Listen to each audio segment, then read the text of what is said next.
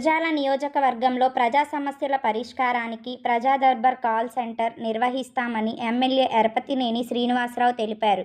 సోమవారం దాచేపల్లిలో ఉమ్మడి కూటమి ఆత్మీయ సమావేశంలో ప్రసంగించారు. తన కోసం కష్టపడ్డ వారి జాబితా తన వద్ద ఉందని, వారు కష్టాల్లో ఉన్నప్పటికీ వారికి సహాయం అందుతుందన్నారు. అక్రమాలు చేసిన వారి జాబితా కూడా ఉందని, వారిని చట్టబద్ధంగా శిక్షిస్తామన్నారు.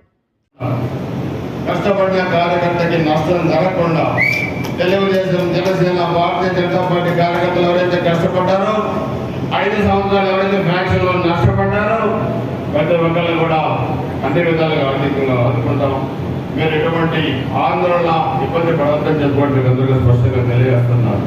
మీరు సమయాన్ని పాటించండి. ఎక్కడా కూడా ఇబ్బందికరమైన మాటలు మాట్లాడదు.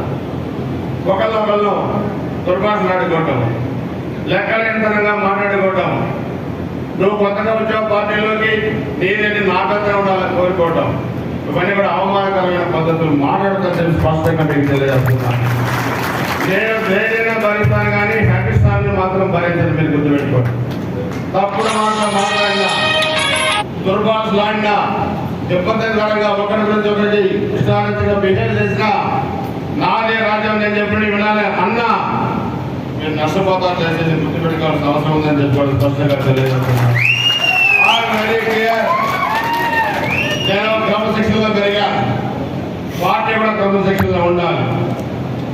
చిన్నగా చెప్పారు, బంతిలో చివర కూర్చున్న పెట్టే బాధ్యత నేను తీసుకుంటానని చెప్పారు. ఖచ్చితంగా తీసుకుంటానని కూడా స్పష్టంగా తెలియజేస్తున్నాను.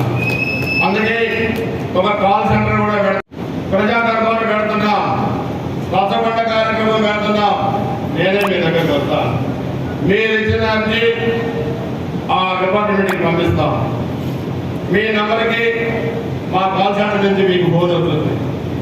ఆ సమస్య ఎంతవరకు పరిష్కారం అయింది, పరిష్కారం అయితే మీరు వెళ్ళి ఆ అధికారిని కలిసి ఆ సమస్యని మీరు పరిష్కారం చేసి తీసుకోవడం చెప్తాం. పరిష్కారం కాకపోతే మరలా మీతో డిస్కస్ చేసి, అది నియోజకవర్గ సమస్య అయితే నియోజకవర్గం, జిల్లా సమస్య అయితే జిల్లా సమస్య, రాష్ట్ర సమస్య అయితే రాష్ట్ర సమస్యగా తీసుకొని పరిష్కారం చేసుకొని శాంక్షన్ పేపర్లో ఇచ్చే బాధ్యతలు మనం తీసుకోబోతున్నామని చెప్పుకోవడం తెలియజేస్తున్నాం. అది హౌసింగ్ కానీ, ఎలక్ట్రిసిటీ కానీ చాలా ఉన్నాయి, అవకాశాలు చాలా ఉన్నాయి. మీరందరూ కూడా గుర్తుపెట్టుకోండి. నేను ఒక ప్రణాళికతో ముందుకు వస్తా ఉన్నాను. కేంద్ర ప్రభుత్వ నిధులు కూడా ప్లాన్ చేస్తా ఉన్నాం. రాష్ట్ర ప్రభుత్వ నిధులు వెనకబడ పల్నాడు ప్రాంతాన్ని అభివృద్ధి మనమే చేశాం.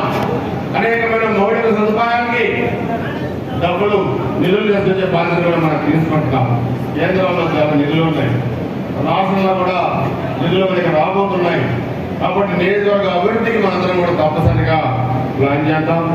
పెడతారని భయపడద్దు, సంపదాలని భయపడద్దు, ఆస్తులు ధ్వంసం చేస్తారని భయపడద్దు. కానీ ఓటరు పోలింగ్ బూత్లోకి వెళ్ళినప్పుడు తమ అరుదైన అమూల్యమైన ఓటుకు ఉపయోగించుకుంటానని చెప్పి మీకు చెప్పాను.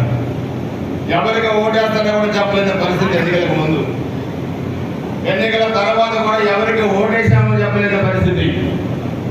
అందుకే జగన్మోహన్ రెడ్డి కొత్త పట్టణాలు వచ్చితే ఓటర్లు మే 13 అసలైన పట్టణం వచ్చారు. ఆంధ్రప్రదేశ్లో తెలియజేస్తున్నా.